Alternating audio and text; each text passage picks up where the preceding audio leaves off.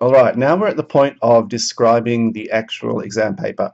Now you may want to pause the video, run off and grab your mock-up of the exam, either in PDF or Word format, and have that open as we go through this short video. So, you know that the exam is happening first of all. There is an exam for this course, and you know that it runs for 2 hours, and that at the start of the 2 hours you have an additional 15 minutes reading time. I hope that you all will have read thoroughly the exam case study before you get into the exam. Don't spend these 15 minutes reading the case. You should have that well and truly read many times over before the exam.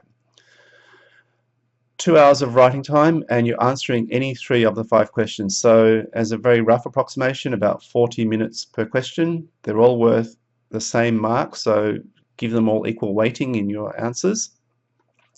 The exam is what we call closed book.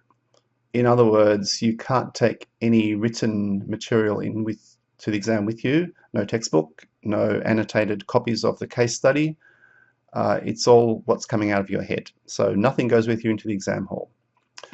You know there are 5 questions. Each question has 2 parts, part A and part B, and you choose any 3 of those 5 questions. And for the 3 you've chosen, you answer part A and part B of those chosen questions. The exam contributes 40 marks of your course total. You've already got up to 60 marks from your other 2 assessment tasks. You don't have to pass the exam to pass the course. To pass the course, you only need 50 marks out of 100 from over the 3 assessment. So each question is worth 12 marks, 6 marks for part A and 6 marks for part B. There are up to 4 additional marks available if you demonstrate strong critical thinking in your answers. Now, we talked a bit about critical thinking in the course, and the people examining your answers in the paper will be looking at to what extent have you been critical about the ideas you're writing about. And the example we've given here in the right side column is of Hofstadter's work in comparing cultural characteristics in different countries. If you use Hofstadter's ideas in, for example, part A, but you note that his work is often misinterpreted by others, that's a really good critical comment that might attract more marks for you in the exam. So whatever you're writing about, think about the critical thinking components of your answer. And that can also be in part B, by the way. All right, so then we move down to the actual case. Now, you've read this through and through, and if you haven't, then go away and read it now because it's really critical. Here are some suggestions up front. On the second page of the exam paper, you'll see this exam case study guidelines for using the case in your Part B answers. So just repeating, ANZ Bank case study is only applicable to Part B of your answer. Part A of your answer is purely theoretical and does not cover ANZ Bank. So for Part B, some guidelines. The case is just a starting point or a foundation for your Part B answer. Don't rewrite anything from the case, simply refer to where that occurs in the written case. It'll save you time. For example, if you're talking about organizational statistics, there is a table in the case that mentions stats, and you simply refer to that. Say, referring to the table in the case study, it's clear that ANZ has operations in many countries, etc. You don't have to include all the information in the case, and you can't because you're answering 3 out of 5 questions, so 2/5 of the topic is not, of the case rather, is not relevant to your answers. So only pick out the bits of the case that you think are relevant to your Part B answer.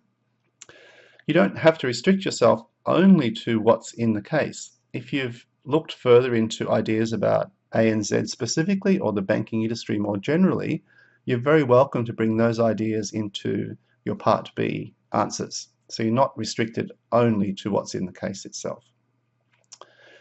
Use the information in the case critically. We just mentioned critical thinking, but also think about if the information has come from the bank itself, what slant does that put on the information, and what other views might there be of the same organisation? Moving down to the actual case now. This is exactly as you will see it on the exam. So it starts off with an overview of ANZ.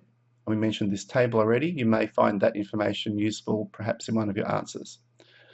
you've got some ideas about ANZ's business strategy, what it's trying to achieve. So if there's a question in the managing change question on the exam, maybe some of this is relevant because you'll be looking at changes that might occur. If we look down, there's a section on corporate governance, a bit about responsible behaviour. Now this is probably quite relevant to a question on ethics in the exam, Part B question. Human resource management clearly is relevant to the managing others or HR question on the exam. Here's some more detail about the bank's human resource management framework. So if you choose to answer the HR question for Part B, maybe you start thinking about which elements of this table might be relevant to your answer, depending on the actual approach in the question.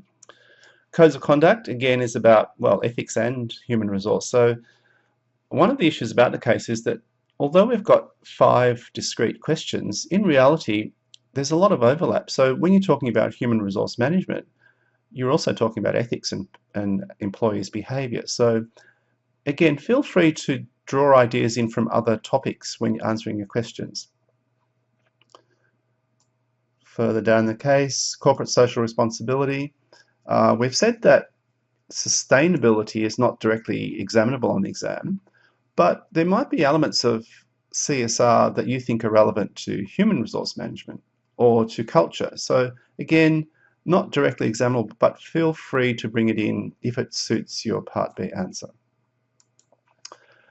Stakeholder engagement principles. Now, you learnt in change management that stakeholders are critical. So is there something in here that you think may be helpful when answering Part B of a managing change question? Now, here is the mock-up of the actual questions. Answer any 3 of the following 5. All carry the same mark. Part A, question 1, describe and discuss a topic. Let's say it's a human resource topic. Describe and discuss human resources as a theoretical concept.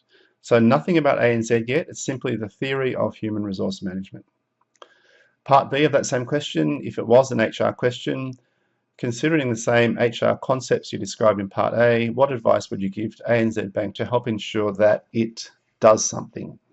Now these dots are a little scenario, so we might suggest to you that ANZ decides to do something new or different, and you provide some ideas or strategies based on human resource management.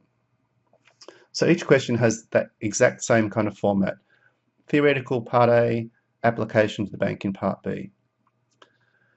You'll see that at the start of the question, we give you a little, what we call a preamble. So before the actual question, you'll get a sentence in italics, which sets the scene for you.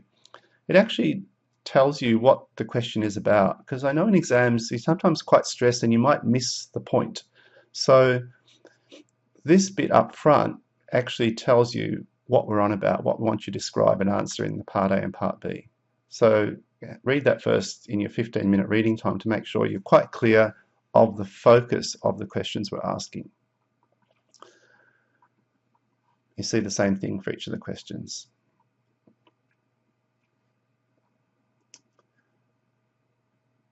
Now, in question 4 and 5, we've asked you to describe, well, actually to pick some elements of a topic. So maybe you've chosen, I don't know, 5 elements in a topic in question 4 Part A. In question 4 Part B, we're saying using the same 4 or 5 elements that you described in Part A, describe the relevance of each element to something about ANZ. So the idea here is that you've set up 5 key points, or 4, or whatever the number is, about a topic, and you describe what those elements are and why they're important. Then you take the same elements and now apply them directly to some aspect of ANZ Bank. So these 2 questions are a little bit more, I guess, prescriptive or formulaic than the first 3. That's probably good if you've got some really good ideas about what the 4 or 5 points are here. Then the Part B is, I guess, an easier answer. So keep that in mind, that those 2 questions are a little bit more structured than the first 3. Other than that, it's really about your ability to be logical in the 2 hours that you've got. communicate your ideas about how you understand the theory critically and how you might apply that theory to aspects of the ANZ Bank. We don't care if you're not a neat writer. You can be messy. As long as we can read what you're doing, that's fine. We're not concerned about grammar, and we're quite happy for you to have diagrams and arrows and all sorts of things to help explain your point. Just think of it from the point of view of the examiner. Whoever's reading your exam script has to be able to understand what you're getting at, and as long as that's clear and logical, no one's going to be fussed about how neat your work is. So read it through, be very clear that you understand the case. If you have questions before the exam, please feel free to email in advance, and if you do send a question, we'll send it back to the whole course, having first removed your identity from the question. Good luck with it all, and we'll catch you again sometime in another course.